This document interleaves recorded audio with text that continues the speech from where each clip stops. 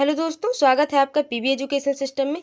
तो आज मैं फिर आपके सामने उपस्थित हूँ, जो आपका एग्ज़ाम होने वाला है केवीएस का। तो आज हम केवीएस के इंग्लिश सब्जेक्ट के बारे में बात करेंगे और आज हम इंग्लिश के 20 क्वेश्चंस के बारे में बात करेंगे, जो आपका बहुत ही बेसिक लेवल से है और जो मोस्ट इंपॉर्टेंट क्वेश्चन जो पूछे जाते हैं केवीएस में, जो आपके 2018 तक की जो परीक्षाएँ हुई हैं, उसमें किस प्रकार के क्वेश्चन पूछे गए हैं, उन प्रकार के जो क्वेश्चन है सभी इसमें इन्वॉल्व हैं। और आई होप आप सभी लोग बहुत बढ़िया होंगे, पॉजिटिविटी से भरे हुए होंगे और आप अपने एग्ज़ाम्स को क्लियर करने के लिए तत्परता से लगे हुए होंगे। तो चलिए ज़्यादा टाइम वेस्ट न करते हुए आज के क्वेश्चंस को देखते हैं। और हाँ, यदि आप चैनल पे पहली बार हैं तो चैनल को सब्सक्राइब करें और बेल आइकन को भी प्रेस कर दें। देखते हैं आज का पहला क्वेश्चन। पहला क्वेश्चन है, which of the following word is a noun. तो नाउन बहुत ही सिंपल है, सभी लोगों ने नर्सरी एलकेजी यूके, कहने का मतलब है कि फर्स्ट से तो पढ़ा ही होगा, है कि नहीं। तो देखते हैं इसमें जो ऑप्शंस हैं, इसमें कौन सा ऑप्शन नाउन है। ठीक है, इंटरेस्टिंग, डेवलप, ब्रेव या टीचर। ठीक है, तो नाउन क्या है, किसी भी वस्तु, स्थान या किसी भी जिस चीज़ का भी नाम होगा वो क्या होगा, संज्ञा होगा, नाउन होगा। तो इसमें क्या है, इंटरेस्टिंग आईएनजी जुड़ा हुआ है, इसको आप प्रेजेंट पार्टिसिपल कह सकते हैं या जो है वर्ब की फोर्थ फॉर्म कह सकते हैं। तो ये तो इंटरेस्टिंग होगा नहीं आपका। हाँ, अगर इंटरेस्ट की बात करी जाए सिर्फ, तो ये आपका जो है बस टेक नाउन में हो जाता है बिल्कुल। ब्रेव होगा नहीं, डेवलप भी होगा नहीं, ये सभी वर्ब हैं। तो नाउन जो है वो आपका है टीचर, अध्यापक एक नाम है और यह एक कॉमन नाउन है। ठीक है, टीचर जो है एक कॉमन नाउन है जिसमें सभी अध्यापक और अध्यापिकाएं आ जाते हैं। ठीक है, तो ये है टीचर आपका दूसरा ऑप्शन। दूसरा क्वेश्चन है, you and dash must work together. अब ये देखिए कि इसमें कौन सा जो ऑप्शन है वो सटीक बैठ रहा है, पढ़ के ही देख लीजिए। You and him must work together, you and my must work together, you and her must work together. तो ये कोई भी अच्छे से बैठ ही नहीं रहा है, तो इसमें हम क्या लगाएंगे। लेकिन जो मी है इसमें, me, you and me must work together, तो इसकी बात करी जाए क्या है, वो एक ऑब्जेक्टिव, मतलब कि मी जो है वो ऑब्जेक्टिव केस में भी हो सकता है और सब्जेक्टिव केस में भी हो जाएगा। हाँ, लेकिन यदि ये एकदम सब्जेक्टिव केस में रहता तो मी इसका जो है सब्जेक्ट का काम नहीं कर पाता। लेकिन हाँ, यहाँ एक ऑब्जेक्टिव केस में यहाँ आप मी लगा देंगे तो मी ऑप्शन सही हो जाएगा। माई हुआ, हर, हिम हुआ, ये एक पोसेसिव केस है, तो ये यहाँ पे यूज नहीं होंगे। ये बहुत ही बेसिक चीज़ें हैं, मुझे नहीं लगता कि इनमें आपको दिक्कत होगी। आगे देखते हैं, which is the adjective in the given sentence. मतलब जो नीचे सेंटेंस दिया गया है इसमें कौन सा वर्ड जो है वो एडजेक्टिव है। सेंटेंस पढ़ते हैं। द सेंटेंस है, the unique design of the building was praised much. कह रहा है कि जो बिल्डिंग की डिज़ाइन है वो जो एकदम अलग डिज़ाइन है वो बहुत ज़्यादा प्रशंसा की जा रही है उसकी। ठीक है, इस तरह से इसका कुछ मतलब निकलेगा। तो क्या होगा इसमें, क्या देख लेते हैं पहले सेंटेंस को।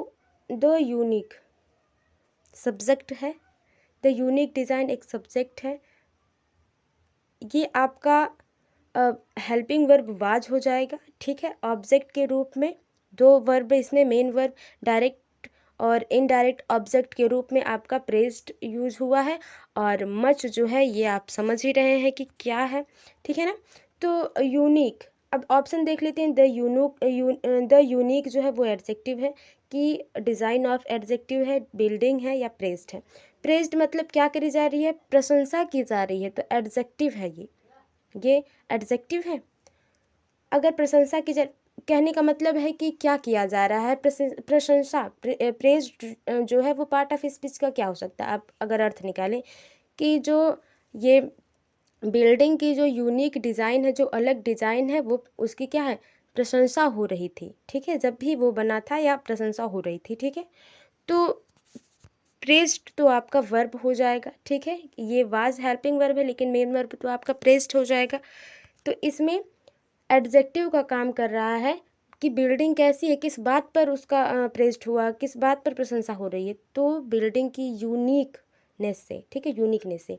तो आपका द यूनिक जो है वो आपका एडजेक्टिव हो रहा है, क्योंकि एडजेक्टिव की परिभाषा यही है कि ये नाउन या प्रोनाउन की विशेषता बताती है, तो ये बिल्डिंग की विशेषता बता रही है, ठीक है, कि बिल्डिंग जो है वो यूनिक है।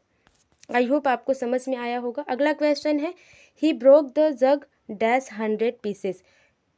ही, अब देखिए ऑप्शन है एन इंटू एट ऑफ, ठीक है, मैंने ऑफ आपको बताया था कि इसका मीन्स अगर हिंदी निकालें का की के पर से मतलब है, एट का मतलब भी पर है। मैंने जो है आर्टिकल, जब आर्टिकल्स की जो है वीडियोज़ बनी हुई हैं, यदि आप नहीं देखे हैं और आपके पास अगर टाइम हो तो आप जाके उन वीडियोज़ को देखें, क्योंकि बहुत ही बेसिक कॉन्सेप्ट मैंने उसमें क्लियर कर रखे हैं, और ए एन और एट इंटू का यूज़ भी बता रखा है, ठीक है ना।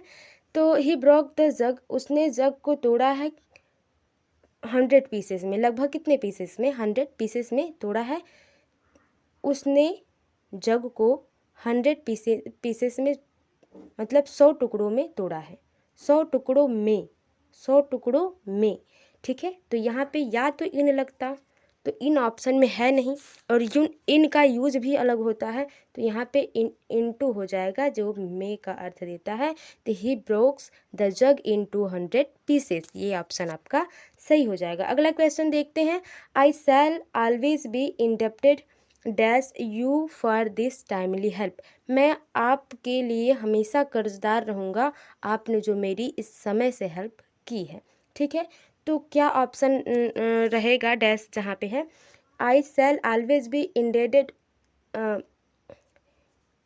इंडेप्टेड फ्रॉम होगा, फ्रॉम होगा नहीं, क्योंकि फ्रॉम का आप यूज़ पढ़ चुके हैं। ऑफ होगा नहीं, का कि मतलब ये होगा कि मैं तुम्हारे जो कर्ज तुम्हारे जो टाइमली हेल्प का कर्जदार रहूँगा, तो ये है नहीं, का ऑप्शन जुड़ेगा नहीं विथ मतलब के साथ। तो आप इस तरह से भी इस क्वेश्चंस को हल कर सकते हैं। जैसे अगर आप इंडेप्टेड की बात करें, निकाल दें इसको, ये जो है बी के साथ जुड़ा हुआ है, तो बीइंग वर्ड हो गया, या इसको आप पास्ट पार्टिसिपल कह सकते हैं। तो जब पास्ट पार्टिसिपल की बात होती है तो प्रेजेंट पार्टिसिपल, पास्ट पार्टिसिपल हमेशा अपने साथ इन्फिनेटिव टू को लेते हैं। तो यहाँ पे इस प्रकार से भी आप इस क्वेश्चन को हल कर सकते हैं। ग्रामर के बहुत ही बेसिक रूल है, जिसको अगर आप जान लें तो आप क्वेश्चन बहुत ही आसानी से हल कर सकते हैं, ठीक है।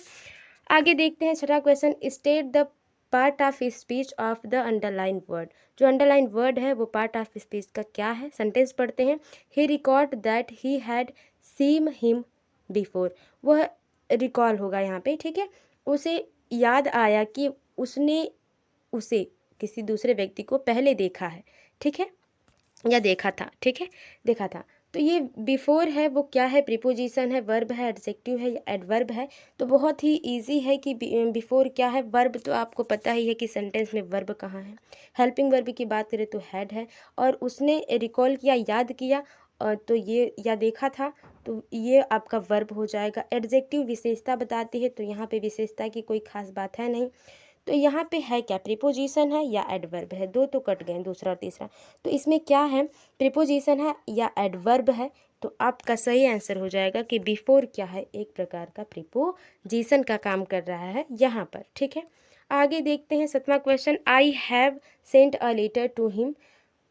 ये अब ऑप्शन देख लेते हैं, ये टेंस के बारे में, कौन सा टेंस है पूछा जा रहा है। तो I have sent a letter to him, मैंने, अब देखिए अगर आपको हिंदी मीन्स नहीं निकालने आ रही या दिक्कत होती है आपको कोई, तो आप सेंटेंस के स्ट्रक्चर को देख के समझ सकते हैं। सब्जेक्ट है प्लस हेल्पिंग वर्ब हैव है, और हैव जो है हेल्पिंग वर्ब किस में लगती है, हैज़ हैव। अब जितने भी टेंस हैं, खासकर जो है पास्ट या परफेक्ट टेंस की बात करी जाए, सिर्फ परफेक्ट टेंस की बात करी जाए, तो ये चाहे प्रेजेंट में के साथ जुड़े, पास्ट या फ्यूचर के साथ जुड़े, हमेशा वर्ब की थर्ड फॉर्म लेते हैं, ठीक है। तो यहाँ पे देख रहे हैं कि आप सेंट जो है, सेंड का थर्ड फॉर्म यूज हुआ है, ठीक है ना। तो इस तरह से ये हैज़ हैव का यूज प्रेजेंट परफेक्ट में होता है, वर्ब की थर्ड फॉर्म लग रही है, इसका मतलब प्रेजेंट परफेक्ट टेंस हो गया। तो आपका प्रेजेंट परफेक्ट टेंस कहाँ है, तीसरे ऑप्शन में है, तो ये ऑप्शन सही हो जाएगा। अगला देखिए, one of the student of the class write, ठीक है, dash date on dash blackboard every day. कह रहा है विद्यार्थियों में से एक जो है विद्यार्थी वो क्लास के जो ब्लैक बोर्ड पर क्या करता है, डेट लिखता है। तो क्या करेगा यहाँ पे बच्चा, ब्लैक बोर्ड के हिसाब से आप क्या लगाएंगे और डेट के हिसाब से आप क्या लगाएंगे, पहले देख लेते हैं। ए या द लगाएंगे, द या ए लगाएंगे, द या द एंड लगाएंगे। आर्टिकल यूज़ करना है यहाँ पर। आर्टिकल की फुल वीडियोस, 2 वीडियोस पड़ी हुई हैं, पार्ट 1 पार्ट 2, आप जाके उन्हें देखें और अपने बेसिक कॉन्सेप्ट को क्लियर करें। तो यहाँ पे हो जाएगा कि डेट, मैंने कहा है तारीख और जन्म तिथि आदि के आगे आपको द लगाना है, तो यहाँ से आप द लगा लेंगे, ठीक है। और ब्लैक बोर्ड देखिए, अगर आप ए और द को प्रोनाउंस करेंगे तो ये रॉन्ग लगेगा, लेकिन जब हम द का यूज़ करते हैं, one of the student of the class write the date on the blackboard every day, तो तीसरा ऑप्शन सही हो जाएगा, क्योंकि ये बहुत ही सटीक आर्टिकल्स हैं इनके लिए, ठीक है। What does the underlined axillary suggest, can you lift his box, capacity, contains, ability, skill. तो कह रहा है कि जो एक्सिलरी वर्ब है, मतलब कैन, कुड, मे, माइट, ये एक्सिलरी वर्ब होते हैं, ठीक है। तो कैन जो इसमें है अंडरलाइन किया हुआ है, वो किस चीज़ को प्रदर्शित कर रहा है, किसका सुझाव दे रहा है, कैपेसिटी का, ठीक है, कि मतलब बच्चे का कैपेसिटी क्या है। स्किल मतलब कैन क्या सजेस्ट कर रहा है, ये सजेस्ट कर रहा है योग्यता को, कहने का मतलब है एबिलिटी को बता रहा है कि क्या सच में तुम इस बॉक्स को उठा सकते हो, ये मतलब है यहाँ पे। तो ये सजेस्ट कर रहा है उसके एबिलिटी का, जो भी पर्सन से ये क्वेश्चन पूछा जा रहा है। चूज द करेक्ट सेनानी मतलब पर्यायवाची ऑफ द वर्ड डिस्पाइज, ठीक है। Despise, affection, jealous, hate, love.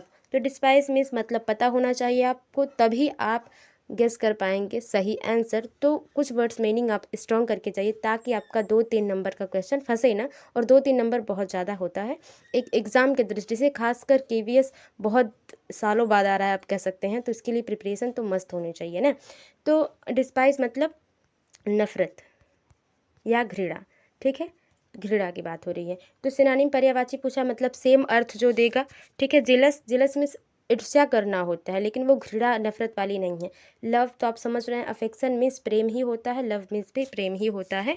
तो आपका जो है ऑप्शन सही हो जाएगा, वो हो जाएगा हेट। हेट मीन्स घृणा और डिस्पाइज मीन्स भी घृणा।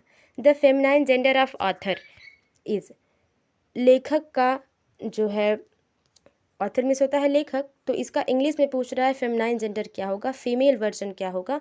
लेखक का जैसे लेखिका हिंदी में होता है, उसी तरह इंग्लिश में क्या होगा, ऑथर्स होगा, ऑथर्ड होगा, ये तो होगा नहीं, ठीक है, ऑथरसिस होगा, ठीक है। यही चौथा ऑप्शन सही है, ठीक है। हो पूछता है जेंडर से भी क्वेश्चन पूछ देता है आपका। What is there dash is hidden from God, कह रहा है ऐसा क्या है जो भगवान से छिपा हुआ है, ऐसा कुछ भी नहीं है जो भगवान से छिपा हुआ है। फिलहाल क्वेश्चन पे ध्यान देते हैं। What is there dash is hidden from God, ऐसा क्या है जो भगवान से छिपा हुआ है। तो इसमें क्या यूज करेंगे, विच यूज करेंगे, दैट, हु तो यही हो गया। तो ऑप्शन कौन सा सही हो जाएगा, देखिए जो का अर्थ सभी देते हैं, लेकिन इनके रूल अलग अलग हैं, और इनके रूल पढ़ेंगे हम कभी दूसरी क्लासों में। फिलहाल अभी बात करेंगे तो वीडियो ज़्यादा लेंथी हो जाएगी, 20 ही क्वेश्चंस की बात करने हैं। तो देख लेते हैं कौन सा कंजक्शन आपको यूज़ करना है, वो है आपका that. What is there that is hidden from God, ये ऑप्शन आपका सही हो जाएगा। अगला क्वेश्चन देखते हैं। See saw concern, concern means होता है चिंता, ठीक है, चिंता।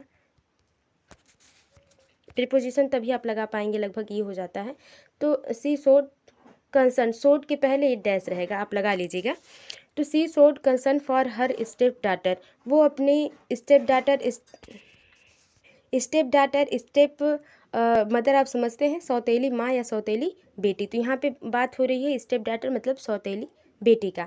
तो वह अपने सौतेली बेटी के बारे में चिंता करती है, कितना, अ लिटिल, लिटिल, फ्यू, सम। तो यहाँ पे अ लिटिल मतलब एकदम कम, फ्यू मीन्स एकदम कम, सम मतलब कुछ, तो सम का यूज यहाँ होगा नहीं।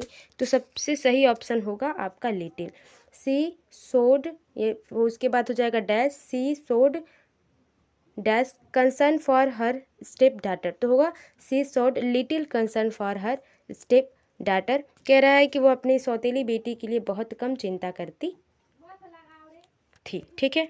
डैश स्मोक नार do they play cards, option देख लेते हैं, neither, either, but, do not. तो डू नॉट तो होगा नहीं यहाँ पे, क्योंकि सेंटेंस देख ही रहे हैं आप, नॉर लगा हुआ है, तो नॉर हमेशा नाइदर को लेता है, तो नाइदर आपका सही आंसर हो जाएगा। अगर यहाँ पे और होता तो यहाँ पे आइदर लगाने की संभावना ज़्यादा बढ़ जाती। फिलहाल अगर आइदर के साथ वाइल और विच ऐसे वर्ड नहीं होते तो। ठीक है, रवि वाज नॉट थिंकिंग।